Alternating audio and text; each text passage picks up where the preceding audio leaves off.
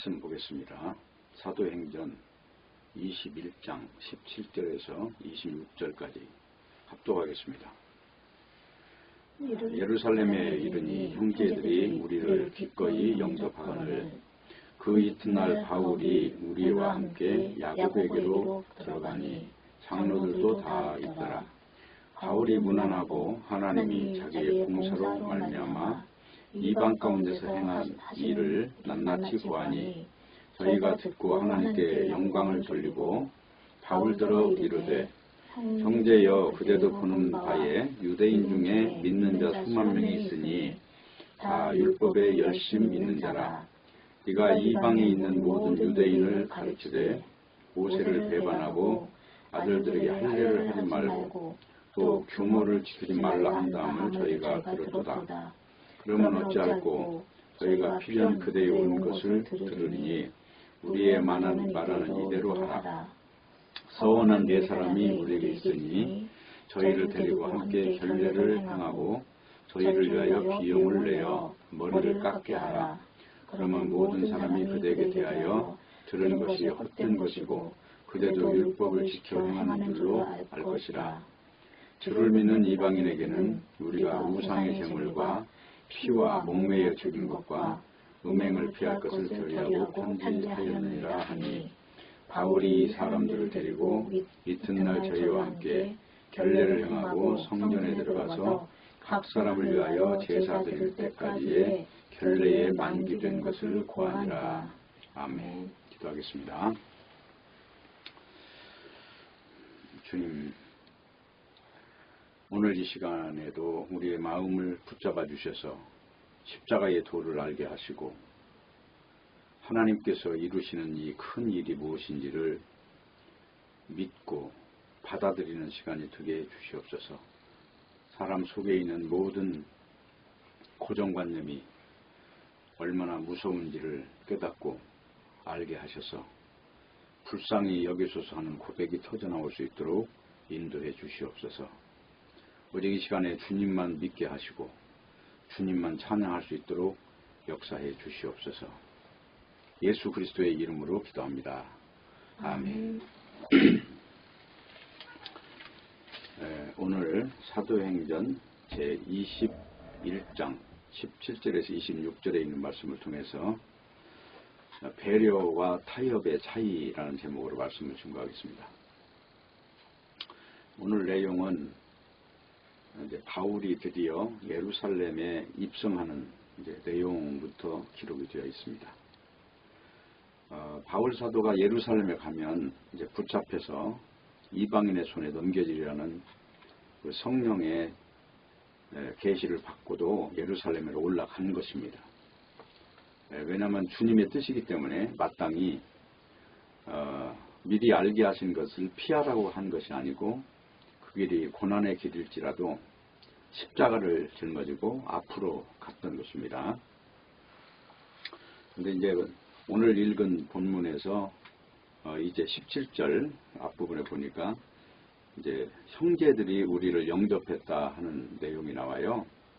여기서 형제들이라는 용어를 쓴 것은 객관적으로 보는 어떤 밖의 세계를 말하는 게 아니고 이제 그리스도 안에 있는 사람들의 세계, 울타리 안에 들어간 세계를 먼저 표현을 함으로써 인사이드에서 일어나는 일과 또 아웃사이드에서 일어나는 일을 비교를 한다는 것을 암시를 받을 수가 있습니다.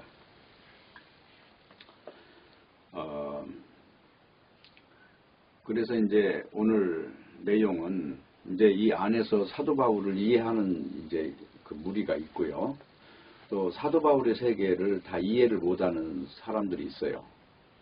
그런데 이 사람들이 다 이제 신약교회, 이제 구약에 있는 그 율법을 중심으로 한 이제 사람들이 있는 반면에 이제 십자가를 중심으로 한 사람들이 이제 약간의 의견 차이가 있을 거 아닙니까?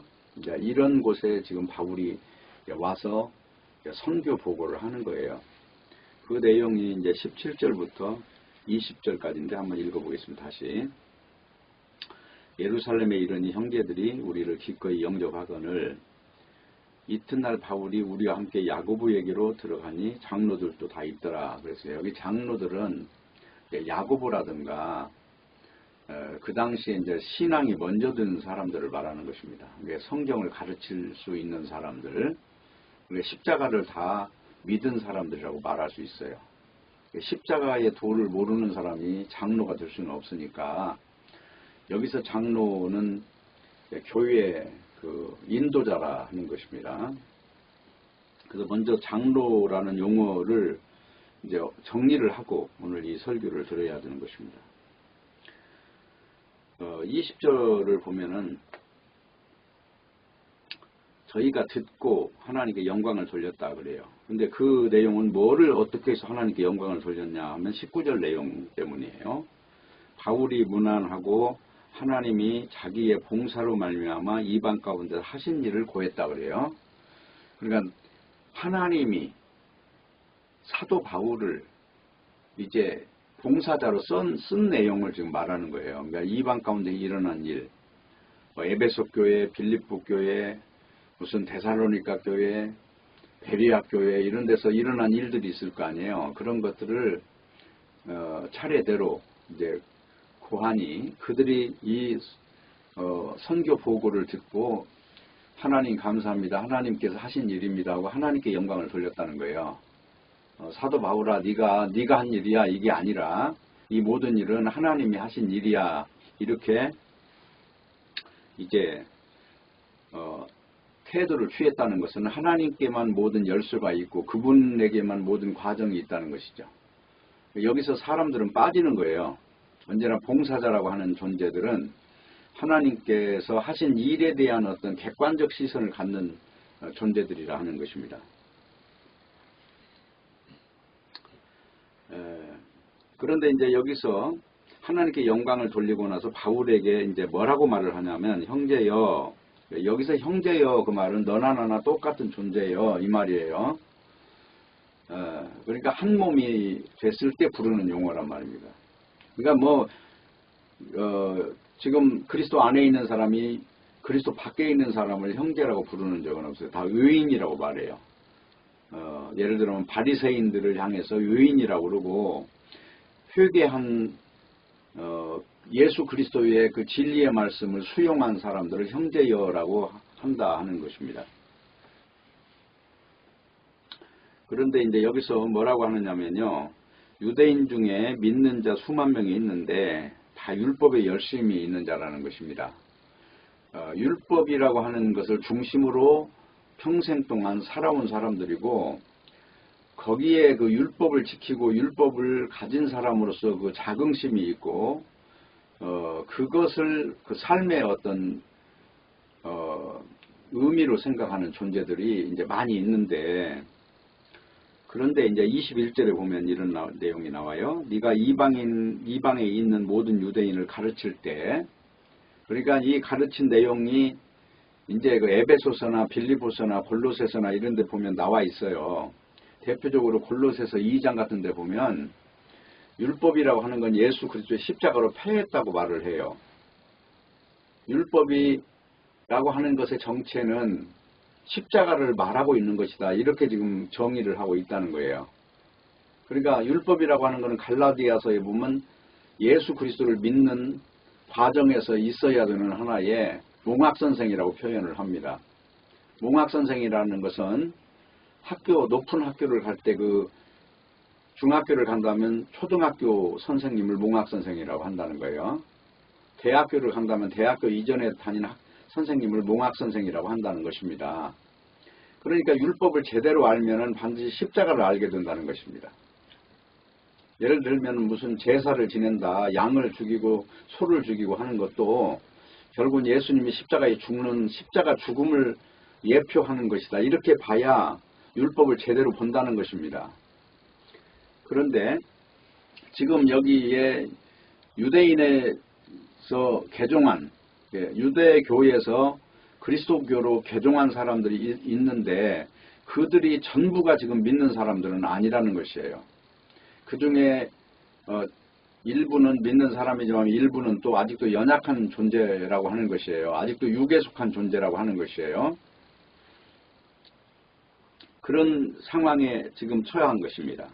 그래 네가 사도 바울이 성경을 가르칠 때 모세를 배반하고, 그러니까 21절 여기 잠깐 보시죠. 이방에 있는 모든 유대인을 가르칠 때 모세를 배반하고 아들들에게 할례를 하지 말고 또 규모를 지키지 말라 한다 하는 것을 들었다는 것입니다. 지금 거기 유대인들이. 그러니까 사도 바울의 그 신앙의 그 정점이 뭔지를 지금 모르는 존재라고 하는 거예요. 그러니까 오해가 있다는 것입니다. 그러니 22절이에요. 그러면 어찌할꼬 저희가 필연 그대에 온 것을 들으리니 우리의 말하는 이대로 하라. 저들이 네가 지금 여기 예루살렘에 입성한 것을 알면은 지금 이 십자가의 도가 뭔지를 모르는 사람들을 이제 선동하면 그 중에 믿는 자도 믿고 믿지 않는 자도 있을 거 아니냐. 그러면 네가 굉장히 어려운 문제에 봉착하게 될 테니 지금 이 상황에서 율법이라고 하는 것이 패한 것이 아니라 완성된 것이기 때문에 분명히 십자가를 붙들면 율법은 없어진 거예요. 그러나 율법이라고 하는 걸 통해서 그리스도를 손가락질하고 있기 때문에 그러한 목적점에 도달하기까지는 이런 문제들을 이제 지혜롭게 이제 처리를 해야 된다 하는 것을 지금 여기서 충고를 하는 것입니다. 그러니까 오늘 지금 읽은 내용이 낱낱이 그 자리에서 하나님이 하신 일, 이방의 사도로서 가서 복음을 전했을 때 그들에게 어떤 열매가 있었는가, 그런 내용을 지금 여기서 보고를 하고 난 뒤에 지금 장로들이, 그 중에 또 야고보나 이런 사람들이 이제 이렇게 충고를 한 거예요. 그래서 이제 이런 이제 문제 속에서 지금 오늘 이제 오늘 본문 내용을 지금 이제 살펴보고자 하는 것입니다. 그러니까 지금 율법의 문제, 그 다음에 십자가를 믿는 문제, 그리고 지금 현재 유대교에 있는 사람들 전체를 대하는 문제, 그리고 이방인에게 전했을 때의 실체는 무엇이었고, 그러나 오늘 이 자리에서는 지혜롭게 이제 행해야 되는 굉장히 중차대한 어떤 문제들이 있었던 것입니다. 그래서 오늘 이제 핵심을 다시 한번 이야기하자면, 사도들에게는 환영을 받았지만 동시에 율법을 준수하는 그 고집하는 유대인 신자들이 바울에 대해서 품고 있는 의혹과 불만에 대해서 이제 이 상황에 대해서 교회의 일치가 깨질 수도 있는 거예요. 이방교회와 유대교가 다르다 이렇게 깨질 수도 있는 것이고, 마게도냐에서 준 연보를 전하면서도 그 어떤 신앙의 통일된 세계에 대한 그 구체적인 어떤 신앙의 그 본색이 흐려질 수가 있는 어떤 문제 앞에 지금 있다 하는 것입니다. 예루살렘 교회 지도자들이 율법에 대한 경의를 네가 보여줌으로써 오해와 비난을 이제 이걸 잠식시키는 자세가 필요한 것이다 하는 거예요. 그러면 이제 사도 바울은 이거 진리냐 아니냐 하는 문제가 아니에요. 이 문제는 배려를 해야 되느냐, 너와 나는 원수다 이런 문제로 그냥 선을 긋느냐 하는 이 문제가 있다는 거예요. 그래서 그 당시에 마침 그때 이제 뭐가 있냐면 나시린 서약을 한 사람이 4명의 유대인이 있었던 거예요. 나시린 서약이라고 하는 거는 30일 동안 머리를 기르고 독주를 마시지 말아야 되고 시체와 접촉을 피해야 되는 거예요. 그리고 이 기간이 지나면 한 마리 어린 양과 암양 한 마리, 순양 한 마리를 제물로 바쳐요. 그리고 난 후에 비로소 머리를 깎고 그 머리카락을 불에 태우고 나서요, 이제 서약 이행이 완료되는 거예요. 근데 이제 여기에서 이제 4명의 유대인 신자들이 가난해서 율법에 정해진 예물을 드릴 수가 없었던 것입니다. 근데 바울은 지금 유럽과 소아시아 신자들로부터 여비를 받아가지고 왔어요. 야고보는 바로 이 바울에게 이 돈을 요 4명을 위해서 쓰라고 권면을 하는 거예요, 지금. 예. 그래 신앙심 깊은 유대인들이 이제 가난한 사람이 나시된 서약을 할 수 있도록 도와주는 것을 이제 굉장히 영예로운 일이고 유대인 편에 서서 일하는 것으로 이렇게 볼 수 있기 때문에 이거는 상당히 지혜로운 일이다라고 생각을 해서 이렇게 권면을 지금 한 것입니다. 그러니까 사람의 변화라고 하는 것은요, 절대 빨리 변하지 않아요. 어떤 담배를 하나를 끊는데 7년 정도가 걸린다고 그래요. 그 담배를 완전히 그냥 결별하는 그 시간이. 예를 들어 거짓말을 하지 않겠다는 서약을 해도 그 습성을 고치려면요 10년 가까이 걸린다고 그럽니다. 근데 이 사람에게 어떤 습성이 배었을 때 그것을 잘라내는 것이 단순하지 않는 것이거든요. 그래서 이제 오늘 지금 내용은 이런 행동을 해서 율법에 대한 존중을 보이고 유대인 신자들의 의혹과 불안을 풀어주고 그리고 예루살렘 교회 지도자들과 의견을 같이 하는 자세가 이제 일종의 이게 타협이라고 하는 것이 아니라 배려라고 하는 측면에서 권유를 받았다는 것입니다. 자, 그러면 이제 이런 문제 앞에서 우리가 이제 한 가지 봐야 될 게 사도행전 전체를 우리가 이제 앞에부터 좀 우리가 한번 다시 추억을 한번 해보자 말이에요. 사도행전 1장을 보면은 무슨 내용이 가장 중요하냐면요. 데오빌로라고 하는 사람에게 편지를 보내는 거잖아요. 누가 보냅니까? 누가가 보내는 거예요. 누가가. 누가복음이 누가가 쓴 책이고 사도행전이 누가복음의 후편이에요. 그러면 거기 보면 앞부분이 뭐냐면 예수님이 행하시고 승천하신 날부터 성령이 오심으로 인해서 이제 숨어있던 제자들이 성령을 받고 나니까 이제 죽음을 두려워하지 않는 그 능력을 받게 돼서 예수의 증인이 됐다는 내용을 지금 이제 논증을 해나가는 것이거든요. 누가가 눈에 본 내용을 쓰는 거예요, 지금. 그리고 오늘 내용도 보면 지금 오늘 읽은 내용이 사도행전 21장 17절부터 읽었잖아요. 그러면 그 전에도 보면 우리라고 하는 말들이 계속 나와요. 여기 지금 사도행전 21장 17절에도 보니까 예루살렘에 이르니 형제들이 우리를 그랬죠. 우리를이라는 것은 누가와 바울과 그 함께 했던 사람들을 말하는 우리라는 말이에요. 여기서 내가 그 말을 할 때도 있겠지만 우리라는 용어를 쓸 때는 이걸 지금 사도 바울을 근접거리에서 항상 지켜본 입장에서 기록을 했다는 것입니다. 자, 그런 상황에서 지금 이제 일어나는 일을 강한 자, 사도 바울, 그러니까 성령의 충만을 받은 사람은 이런 모든 문제를 이제 어떻게 받아들이고 어떻게 이제 이 문제 앞에 서서 앞으로 걸어가는가 하는 걸 지금 기술을 하고 있는 것이거든요. 사도행전 전체를 추억을 해보면 이제 앞부분 1장부터 쭉 나오는 거 보면 이제 제자들이 성령을 받기 전에 두렵고 떨림으로 마가의 다락방에 숨어 있었던 내용이에요, 그게. 그리고 1장에는 예언이 나와 있어요. 조금 있으면 너희가 성령을 받을 것이다. 몇 날이 못 되어 성령을 받으리니 오직 너희에게 성령이 임하시면 성령이 너희를 능력 있게 만들고 내 증인이 되게 하리라. 내 증인이 되게 하리라. 그 말은 십자가 사건을 중심으로 이제 증거하는 사람이 되게 돼 있어요. 그 말을 하는 거예요. 그리고 2장 1절에 가니까 뭐가 나와요? 성령이 오시죠. 오순절 날이 이름에 그러면 성령이 오는 거예요. 그리고 성령을 딱 받으니까 사람들이 이제 하늘나라 말을 하기 시작해요.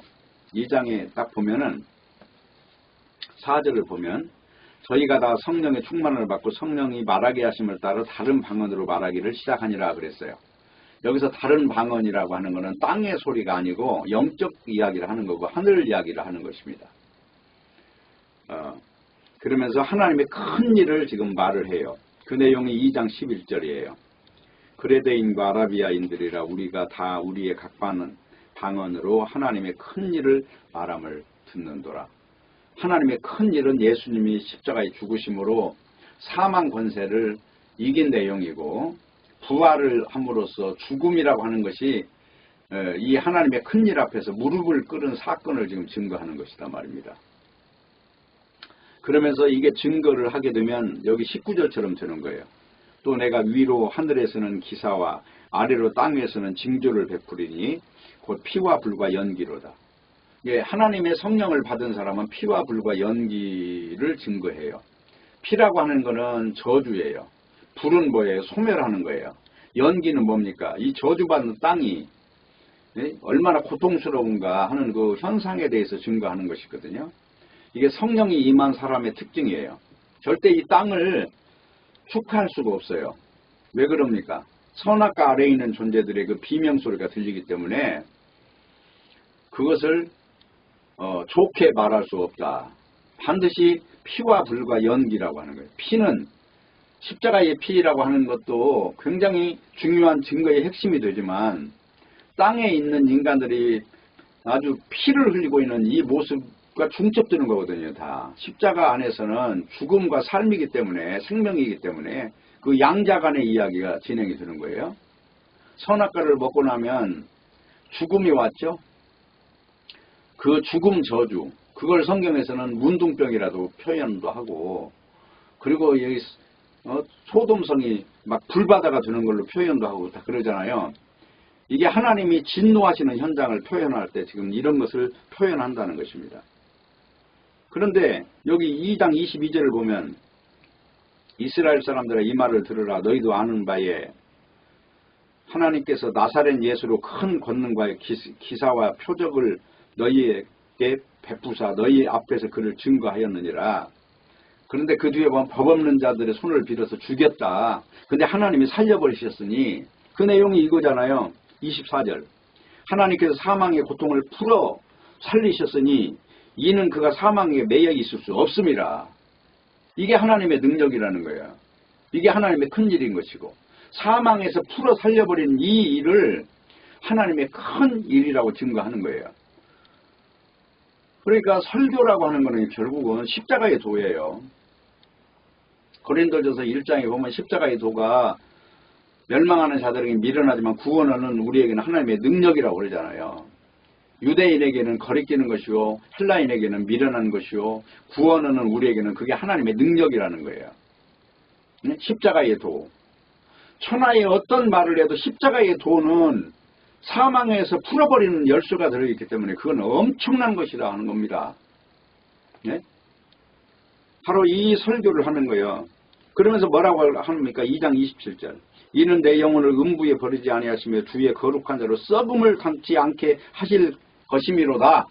이게 다윗이 쓴 시편의 이야기인데 이거 사실은 예수님 이야기다. 그렇기 때문에 어떻게 해야 되느냐. 그러니까 여기 뒤에 보니까 결론이 이거예요. 2장 36절. 그런즉 이스라엘 온 집이 정령 알지니 너희가 십자가에 못 박은 이 예수를 하나님이 주와 그리스도가 되게 하셨느니라. 주가 뭐예요? 구세주가 되게 했다는 거예요. 주와 그리스도라는 거는 뭐예요? 그리스도라는 말은 헬라어예요. 메시아, 히브리어로는 메시아라는 말이에요. 구세주라는 말이에요. 주님, 사람을 생명을 주시는 주님의 사망을 이기는 주님이라는 것입니다. 이게 베드로 설교의 지금 골자예요. 오늘 지금 베드로 설교가 쭉 이어지는데 다른 거는 중요하지 않아요. 내가 중간중간 건너뛰면서 핵심만 이야기한 거예요. 그러니까 이 사람들이 이 증거 앞에서 십자가 이야기만 했는데도 여기서 회개를 한다니까요. 응? 그러면서 다 내 재산을 내 재산이라고 말하는 사람이 있다 없다는 거예요. 다 꺼내서 다 사도 앞에 내놨다는 것입니다. 그러면서 설교를 또 3장에 가보세요. 또 2장은 지금 이렇게 해서 마무리가 되는 건 이제 봤지요. 3장에 가니까 또 무슨 이야기를 합니까? 3장에서 이제 베드로와 요한이 성전에 올라갔는데 이제 안전뱅이가 돈을 좀 달라고 하는데 야, 그 돈 주는 것보다는 더 큰 거 줄게. 그러면서 뭐라고 그래요? 3장 3절 보면 그가 베드로와 요한이 성전에 들어감을 보고 구걸하거늘 그러니까 돈 몇 푼 주세요 했는데 그 다음에 바로 4절에 보니까 베드로가 요한으로 더불어 주먹하여 하르되 우리를 보라. 그가 저에게 무엇을 얻을까 바라보거늘 베드로가 가로되 은과 금은 내게 없거니와 내게 있는 것으로 네게 주노니 곧 나사렛 예수 그리스도의 이름으로 걸으라. 나사렛 예수 그리스도의 이름을 준 거예요. 그래서 안전뱅이가 인생이라고 하는 것이 완전히 저주 가운데 사망에 붙잡혀서 이 육체가 완전히 포기된 존재를 이제 생명의 새로운 힘으로 갖다 이 사람을 일으키는 능력이 나오는 거예요. 여기 보니까 7절 보니까 오른손을 잡아 일으키니 발과 발목이 곧 힘을 얻고 뛰어서서 걸으며 성전으로 들어가며 걷기도 하고 뛰기도 하나님을 찬미했다 하는 거예요. 그러니까 뭐라고 그럽니까? 쭉 여기 뒤에 가니까 이제 기 여겼더라. 그런데 여기 뒤에 15절에 가니까 이렇게 결론을 내려요. 이 사건을 가지고 뭐라고 합니까? 생명의 주를 죽였도다. 너희가 거룩하고 의로운 예수님을 죽였도다 그 말이에요. 그런데 하나님이 죽은 자 가운데서 살리셨으니 우리가 이 일의 증인이로다. 3장까지 지금 뭐라고 그래요? 다른 거 아무것도 예수 그리스도 이름만 말하는 사람이 됐다는 거죠. 자, 4장으로 또 넘어가 보세요. 4장에 가니까 12절에 딱 보세요. 다른 이로서는 구원을 얻을 수 없나니 천하 인간에게 구원을 얻을 만한 다른 이름을 우리에게 주신 일이 없음이라. 이게 지금 오늘 4장의 설교예요. 또 5장에 가보세요.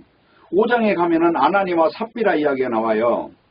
그런데 이 아나니아와 삽비라도 역시 예수 그리스도의 이름을 바르게 알지 못한 자들의 어떤 표본으로서 여기서 이야기를 하면서 예수 그리스도를 바르게 믿는 사람은 나의 육신의 삶과 영의 삶이 얼마나 현저히 다른가 하는 걸 보여주는 거예요. 예수 이름 받은 존재는 누구인가 하는 것을.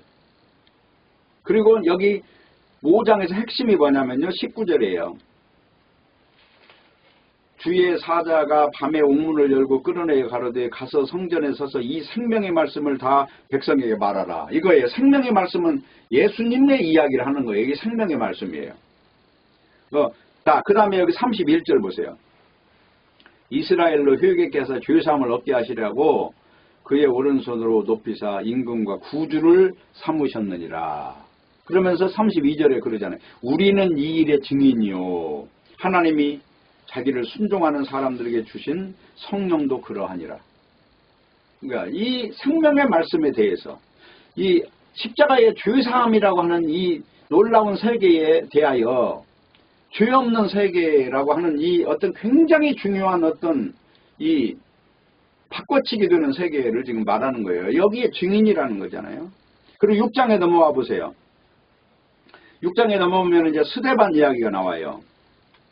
그럼 스데반은 뭘 지금 말했는가? 스데반 설교가 쭉 나오는데 여기 보면 15절 보세요. 궁예 중에 앉은 사람들이 다 스데반을 주목하여 보니 그 얼굴이 천사와 같더라. 증인인데 죽음과 생명의 양갈래길에 서 있는데도 얼굴이 기죽지 않는 모습이란 말이에요. 네? 지금 죽는 길로 가는 존재가 얼굴이 파래져서 완전히 무슨 사람들이 볼 때 이거 소망이 끝난 모습이 아니라는 거예요. 아주 당당하고 능력을 입은 모습이고 어떤 강을 건너가도 받아들일 준비가 되어 있는 모습이었다는 것입니다. 이게 증인의 모습이에요. 7장에 올라오면 이제 설교하다가 결국은 어떻게 돼요? 맞아 죽는 내용이 나와요. 59절 보세요. 7장 59절. 저희가 돌로 스데반을 치니 스데반이 부르짖어 가로되 주 예수여 내 영혼을 받으시옵소서. 무릎을 꿇고 크게 불러 가로되 주여 이 죄를 저들에게 돌리지 마옵소서. 이 말을 하고 자니라. 예수 그리스도의 모습과 너무나 흡사하지 않습니까? 자, 이 앞부분을 쭉 읽어보면은 이제 9장에 넘어오면은 오늘 지금 바울이 가서 고하는 내용이지만은 여기서 사도 바울이 부활하신 예수님을 만나는 장면이 나와요. 스데반을 죽인 장본인인데 여기서 오히려 자기가 율법이라고 하는 것이 뭔지를 이제 깨닫는 사람으로 바뀌는 겁니다. 여기 9장 1절 보세요. 사울이 주의 제자들을 대하여 여전히 유업과 살기가 동등하여 대제사장에 가서 다메섹 여러 효당에 갈 공문을 청하니 이는 만일 그 돌을 쫓는 사람을 만나면 물은 남녀하고 결바가 예루살렘에 잡아오려 함이라. 유대교의 아주 골수분자예요. 율법이라고 하는 것을 지키면 의로운 것으로 알았던 존재란 말입니다. 그런 존재가 여기서 어떤 일이 생겼냐면은 4절에 보니까 땅에 엎드려 들으며 소리 있어 가랐을 때 사울아 사울아 네가 어찌하여 나를 핍박하느냐 하시거늘 대답하되 주여 뉘시오니까 가랐을 때 나는 네가 핍박하는 예수라. 예수님을 만나는 거예요 여기서. 그래서 이제 사울은 어떻게 바뀌었느냐. 여기 9장 여기 22절 딱 보세요. 사울은 힘을 더어도 예수를 그리스도라 증명하여 다메섹에 사는 유대인들을 굴복시키니라. 지금 여기서 잠깐 기록된 내용은 벌써 며칠이 지나서 이제 눈이 멀었던 것도 보이고 이제 말할 수 있는 사람이 된 거예요. 그러면서 이게 증인이 되잖아요. 이게 성령 받은 사람이란 말입니다. 또 10장에 가면은 고넬료라고 하는 사람을 이제 바꾸시는 하나님을 볼 수가 있어요. 베드로가 이제 만나게 됩니다. 그래서 바꾸는 내용이 나와 있고 또 11장에 가면 여기 딴 거 말고요. 16절 보세요. 내가 주의 말씀에 요한은 물로 세례를 줬으나 너희는 성령으로 세례를 받으리라 하신 것이 생각나노라. 그러니까 성령 세례를 받는 이 제자들이 가는 곳곳마다 이렇게 사람들이 달라지는 거예요. 지금 아까 현재 21장을 보고 있는데 앞부분이 다 이런 내용이란 말입니다. 여기 12장에도 보니까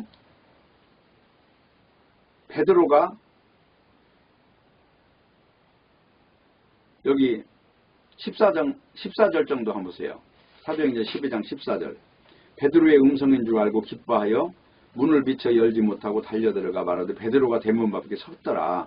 감옥에 갇혀 있었는데 어떻게 하나님의 능력으로 지금 그 3중 4중으로 갇혀있던 자리에서 나왔느냐 하는 거예요. 이런 내용이 왜?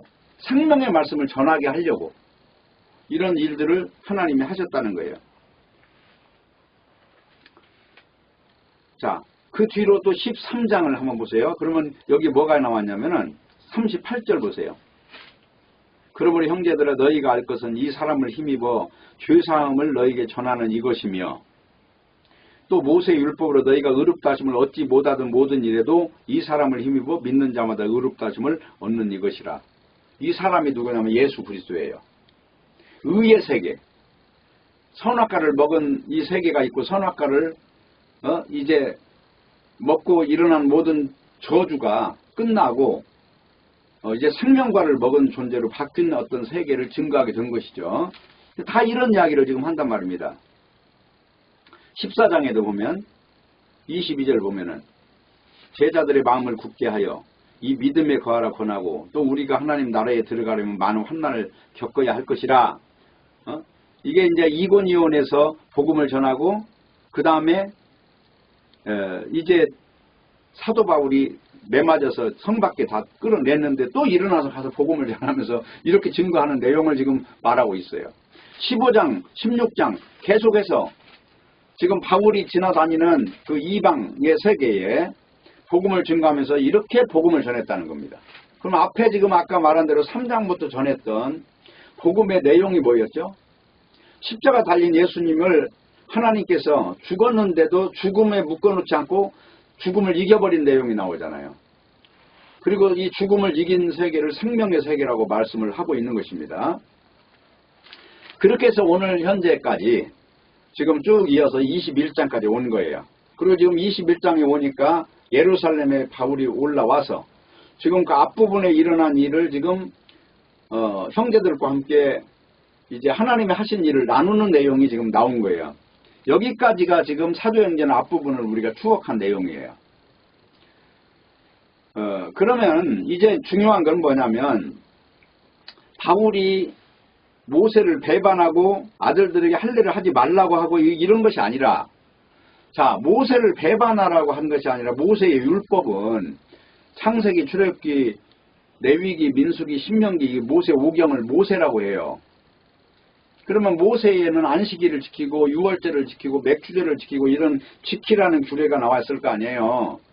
그러면 사도 바울이 만약에 유월절을 설교한다면 어떻게 할까요? 사도 바울이 유월절을 설교한다면 유월절을 지켜서 의로운 게 아니라, 네가 유월절 날 일주일 동안 명절 지키는 게 의로운 게 아니라, 유월절이라는 건 예수님의 죽음과 부활의 세계를 전하는 것이다. 양을 죽여가지고 문설주에 피를 바르면 죽음의 힘이 넘어간다고 했잖아. 예수의 피를 바르면 놀랍게 보혈의 능력으로 죽음을 이기는 것이야. 그리고 이제 홍해를 건너갈 때 홍해 속에서 이스라엘 민족은 다 살았는데 왜 유대인들은 다 죽었느냐. 그거는 영적 세례를 받는 존재는 생명을 얻지만 육체적인 세례 속으로 들어가는 자는 그것이 하나의 예표를 상징으로 보지 못하고 실체를 보는 자들은 다 죽음에 묻히는 것이야. 안 믿는 자들은 세례를 받아도 죽을 것이고, 믿는 자는 성령을 받고 믿는 자들은 세례라는 건 성령의 세계로 들어가는 거기 때문에 죽음이 없는 거야. 다 이런 걸 영적으로 가르치는 거를 지금 말하는데, 이 육에 속한 존재들은 마치 율법을 지키지 말아야만 된다고 하는 것처럼 알아듣는다는 거예요. 그거는 율법이라는 건 예표인데, 율법이라고 하는 것이 실체처럼 믿는 자들한테는 이게 굉장한 낭패라 하는 거예요. 충돌이 일어나는 것이고. 지금 그 이야기를 하는 것입니다. 그렇기 때문에 중요한 거는 오해를 피하기 위해서 자기들 중에 서원한 사람이 4명이 있으니까 함께 결례를 행하라는 거예요. 그러면서 지금 여비를 가져온 것을 그들을 위해 써라. 그래서 그들이 나실인 서약을 지키기 위해서 그 일을 하다 보면 우리 유대인들이 볼 때, 더군다나 믿음이 연약한 자들이 볼 때 너를 오해하지 않고 너희에 대한 어떤 시선을 좀 이렇게 오해에서 벗어날 수 있지 않느냐, 이런 지금 제안을 하는 것입니다. 그러니까 이 문제는 타협을 하라는 문제라기보다는 배려를 하라는 거잖아요. 사도 바울이 이미 죽음을 각오한 사람이 거기서 뭘 못하겠어요. 그러나 제자들이 아직 믿음이 연약할 때 그들에 대해서는 배려를 갖는 것인데, 이 내용은 고린도전서 9장에 보면 사도 바울의 심정이 잘 나와 있어요. 한번 읽어보겠습니다. 고린도전서 9장을 한번 볼게요. 사도 바울이라고 하는 사람이 굉장히 냉정합니다. 갈라디아서 같은 데 보면 무슨 이야기가 나오냐면은, 갈라디아서 1장에 보면은 내가 너에게 전한 복음 위에 다른 복음을 전하는 자들이 있으면 다 저주받아 죽고, 내가 거듭 말하는데 복음이라는 건 바꾸면 큰일 나. 사도 바울이 전했던 복음은 율법이라고 하는 것을 통해서 그리스도를 봐야 된다는 걸 지금 말하고 있는 거예요. 십자가 안에 들어가면 율법은 어떻게 보면 손가락에 불과한 것이고, 손가락이 달을 가리켰으면 달을 잡으면 되는 거예요. 그런데 달을 보지 못하는 그 세계에 대한 어떤 안타까움을 지금 말하는 것이란 말이에요. 그러면 갈라디아서를 먼저 보고 하면 고린도전서 읽어볼게요. 이거 접어놓고 갈라디아서 1장 한번 볼게요. 갈라디아 1장 보면 6절 볼게요. 그리스도의 은혜로 너희를 부르신 이를 이같이 속히 떠나 다른 복음 쫓는 것을 내가 이상히 여기노라. 그렇죠? 그게 유대인들도 희망이 있는 사람이 있고 희망이 없는 사람이 있어요. 근데 당시에 갈라디아 지역에 사도 바울이 복음을 전해놨는데 십자가를 지금 전해놨을 거 아닙니까? 전해놨는데 이 사람들에게 율법을 지키고 예수도 믿고 율법도 지켜라, 이렇게 전해놓은 거예요. 그러면 이방인들은 아예 율법이라고 하는 거는 접속한 적이 없어요. 그러면 그들에게 새로운 율법의 짐이 들어올 거 아닙니까? 그래서 사도행전 오늘은 21장을 읽었는데 사도행전 15장 정도 읽어보면은 편지 보낸 내용이 있어요. 지금 여기 보면 다른 복음 전하면 저주받는다고 그랬죠. 자, 그래서 어떻게 되느냐? 여기 갈라디아 3장을 보세요. 1절.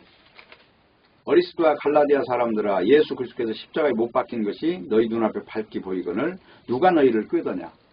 예수가 십자가에서 완성한 일이 너희 앞에 완성체로 보이는데 누가 너희를 꼬여서 그게 불완전한 것이 되느냐, 이 말이잖아요.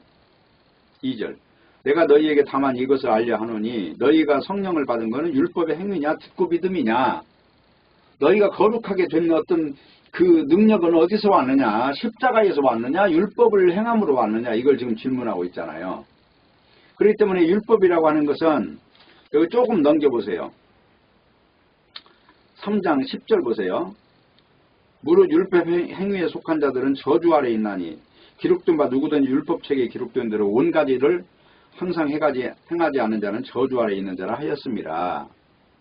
또 하나님 앞에서 아무나 율법으로 말미암아 의롭게 되지 못할 것이 분명하니 이는 의인이 믿음으로 말미암아 살리라. 그리고 이제 넘기세요. 넘기면 23절 보세요.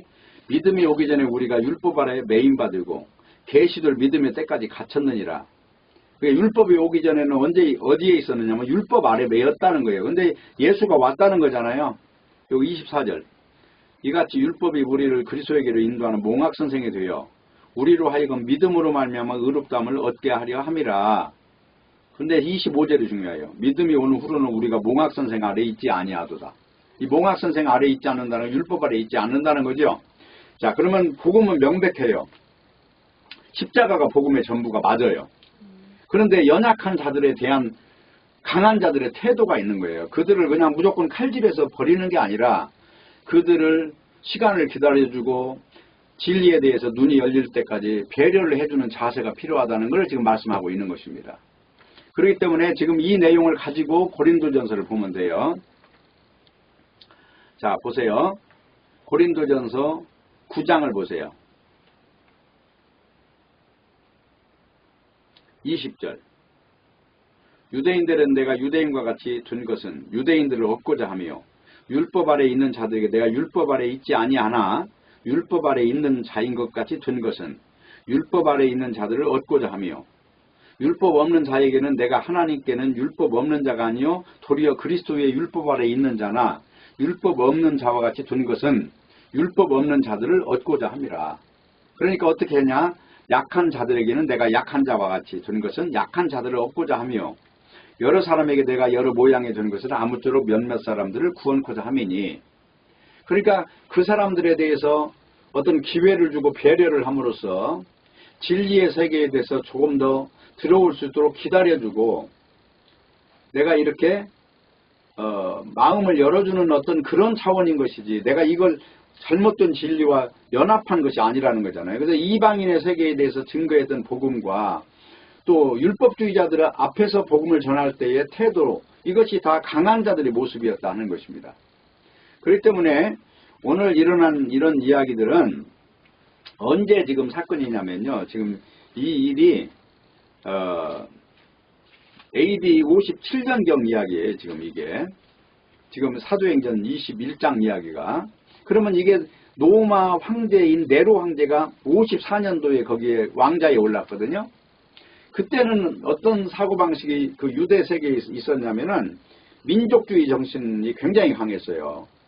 그래서 어떻게 되니 로마를 물리치고자 하는 그런 단체들이 막 생겼는데 그런 단체들이 뭐 열심당원이니 뭐 나름대로 그 안에 조직이 있었을 거 아니에요. 그러니까 어떤 경우는 자객의 역할도 하는 거예요. 어떤 사람은 암살단이 있었고. 그런 시대 상황에서 유대인들은 반유대적인 사상을 철저히 배격했던 거예요. 그러니까 이런 배경 아래서 지금 사도 바울이 유대에 들어갔던 거예요. 근데 오늘 읽은 내용 그 뒤편에 보면은 사도 바울이 드디어 결박이 돼요. 그러니까 그 전에 나오는 내용대로 성령께서 보여주신 내용대로 결박을 받습니다. 그리고 결국은 나중에 이제 사도 바울은 이제 죽게 되지만 그건 나중에 로마에 가서 여기 28장 정도 하면 거기 가서도 이제 죽음을 눈앞에 두고도 계속 복음을 전해요. 그게 사도행전 28장 이야기니까. 어쨌든 오늘 읽은 내용은 뭐냐면 그 전통을 갖고 있는 유대인들, 그들에게 선민의식으로 가득 차 있고 아브라함을 조상으로 여기는 긍지, 율법을 가지고 있고 이방인과는 다르다고 하는, 자기들은 깨끗한 존재고 이방인은 더러운 존재라고 하는 그런 의식구조로 가린 존재들, 할례를 행하는 자들은 하나님의 뜻을 행하는 것이고 할례를 안 받은 자들은 개처럼 여기는 사람들이었단 말이에요. 그런 의식구조 안에 있는 이런 세계에 바로 사도 바울이라고 하는 사람이 걸어가는 발자취를 보면 그저 자기 고집대로 하는 것이 아니고 언제나 보면 연약한 자를 배려하고 기다려주고 눈물로서 훈계하고 그런 내용들을 이제 볼 수가 있다고 하는 것입니다. 그러니까 오늘 이런 시대적인 배경을 가지고 오늘 내용을 읽어야 되고, 가장 중요한 것은 왜 우리 인간들은 어떤 본질에 접근하는 것이 이렇게 어려운가 하면, 그것은 바로 에덴 동산에서 일어난 사건이 우리의 사건이라는 것입니다. 선악과를 먹고 난 뒤에 하나님에 대해서 이미 죽어버린 존재들이 됐고, 눈이 멀었고 귀가 멀었고, 우리는 하나님의 영의 세계에 대해서는 완전히 100% 전적으로 아웃사이더가 된 거예요. 그러니까 이런 존재들의 인생은 이 육으로 가득 차 있단 말입니다. 보암직하고 먹음직하고 탐스러운 것이 아니면 상종을 안 하고, 내용에 대해서는 모르는 거예요. 눈 멀어버렸으니까. 네? 금덩어리를 줘도 10원짜리 동전 하나고, 바위덩어리만한 금덩어리를 줘도 10원짜리 동전 하나 집어가는 존재가 바로 에덴 동산에서 일어난 선악과를 먹은 사건이라고 하는 것입니다. 그것이 지금 우리 인생들을 지배하고 있는 거예요. 그렇기 때문에 아무것도 한 것 없이 은혜로 받는 이 세계에 대해서 너무나 생소한 거예요. 네? 모든 걸 다 은혜를 누리고 있으면서도 산수도 하나님이 주신 걸 마시고 있고, 네? 햇빛 없으면 인간은 바로 죽습니다. 하나님 만들어 놓은 이것의 햇빛의 능력을 지금 입고 있는데도 고마운 줄을 몰라요. 쌀 한 톤 만들어낼 수 있는 능력이 없는데도 그게 다 자기들이 만들어내는 것처럼 오해를 하는 것이란 말이에요. 인생들은. 그러니 은혜를 준다고 하는 이 세계가 얼마나 어렵겠느냐 하는 거예요. 그러면 방법은 뭐밖에 없습니까? 인간의 능력으로는 안 돼요. 힘으로도 안 되고 돈으로도 안 되고 아무거로도 안 되는 거예요. 그래서 성령으로 드는 거예요. 하나님의 신으로 드는 거예요. 그래서 성령을 받지 않으면 안 되는 거예요. 그래서 오직 제자들의 유일한 소망이 뭔지 아십니까? 기도란 말이에요. 기도. 근데 그 제자들의 기도는 뭐냐면 누가복음 11장 11절에 보면은 오직 구하는 자에게 성령을 주시지 않겠느냐. 그러니까 기도라는 건 성령 받는 것이 모든 목적이고 모든 과정이고 모든 초점인 거예요. 성령 받으면 비로소 하나님의 그 세계의 눈을 뜨는 거고, 비로소 여호와는 나의 목자시니 내가 부족함이 없으리로다. 그가 나를 푸른 초장에 누이시며 쉴만한 물가로 인도하시는도다. 대적들이 일어나도, 철장을 들고 일어나도 아들의 나라에 있으면 영영이 안녕한다고 하는 이 고백을 올리는 것입니다.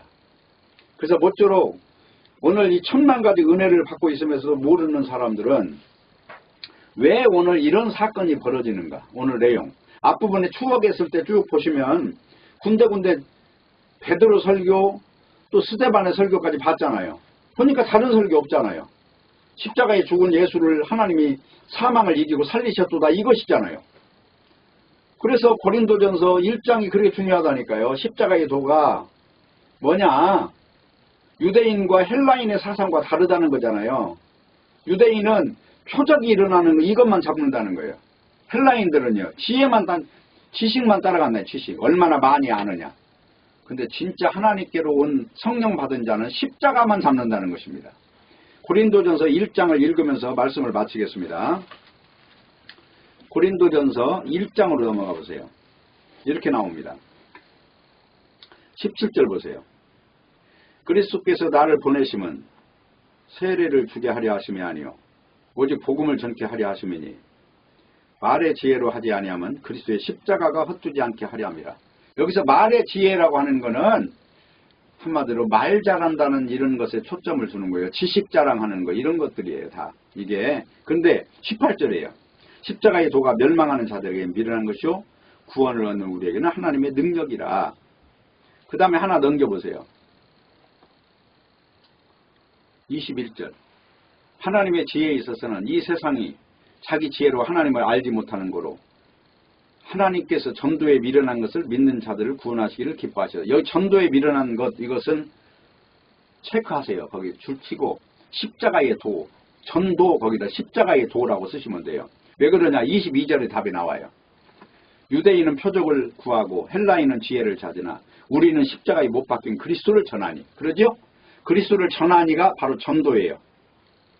그래서 뭐라고 나와요? 유대인에게는 거리끼는 것이요 이방인에게 미련한 것이로되 오직 부르심을 입은 자들에게는 유대인이나 헬라인이나 그리스도는 하나님의 능력이요 하나님의 지혜니라. 여기서 그리스도는 그 말은 구세주는 뭐예요? 십자가에 죽으셨다가 부활하심으로 죽음에서 건져주시는 분, 이런 말이에요. 그렇기 때문에 여기 뒤에로 딱 넘어가면 2장을 넘어가면 이렇게 나와 있어요. 내가 너희 중에서 예수 그리스도와 그의 십자가에 못 박히신 것 외에는 아무것도 알지 아니하기로 작정하였습니다. 그래서 어떻게 한다고요? 1장 30절이에요. 너희는 하나님께로부터 나서 그리스도 예수 안에 있고 예수는 하나님께로 나와서 우리에게 지혜와 의로움과 거룩함과 구속함이 되셨나니라. 예수 그리스도의 십자가를 알면 다 아는 거예요. 다 가는 거예요. 지혜도 갖는 거고 의로움도 갖는 거고 거룩함도 갖는 거고 구속함도 갖는 것이고 이 안에는 모든 보화가 다 들어있습니다. 그래서 부디 오늘 지금 사도 바울의 마음속에 있는 이 진정한 복음의 정상에 서서 볼 때 이 십자가의 도가 100%인데 이것에 접근되지 않은 사람들에 대하여 얼마나 불쌍한 마음으로 안타까운 마음으로 그들을 바라봤을까 하는 그런 심정으로 우리가 말씀을 대하다 보면 구약이나 신약이나 다 십자가 이야기밖에 없어요. 요엘서도 마찬가지예요. 요엘서도 하늘에서부터 내려온 영을 받으면 피와 불과 연기를 전한다고 그러잖아요. 예수 십자가 모르면 다 저주라는 것이죠. 그래서 젊은이는 꿈을 꾸고 늙은이들은 환상을 보고 별의별 세계를 다 이야기하는 거예요. 이게 하늘나라 세계니까. 그래서 요한복음에도 보니까 딴 이야기 아니에요. 성령 받으면 딴 거 아닙니다. 성령 받은 사람의 나타나는 특징은요. 심판, 죄에 대하여 의에 대해 심판에 대해서 증거하는 사람으로 딱 바뀌는 거예요. 그거 외에는 더 이상 기대하지 마세요. 그 쓸데없는 욕망이니까. 그리고 죄라는 말도 단지 죄라는 용어라 우리 대한민국에 쓰는 용어 쓰면 안 돼요. 그게 원래 에피투미아라는 말이니까. 그건 종교적인 거예요. 종교적인 거. 십자가의 도를 받지 않고 다른 가죽옷을 입지 않고 무화과나무 입는 이걸 전부 다 죄라고 표현하고 있다는 것만 아시면 됩니다. 그래서 모쪼록 십자가의 도를 붙잡고 이 몽학선생 아래에서 졸업하고 그래서 온전한 신앙 안에서 정상에 서서 부디 성령 충만해서 십자가의 도를 증거하는 우리 모두가 됐으면 좋겠습니다. 기도하겠습니다. 아버지 하나님 감사합니다. 귀한 말씀을 통해서 우리를 알게 하셨으면 이것이 지식이 아니라 이제 능력으로 나타난 열매가 있게 하여 주옵소서. 예수님의 이름으로 기도합니다. 아멘.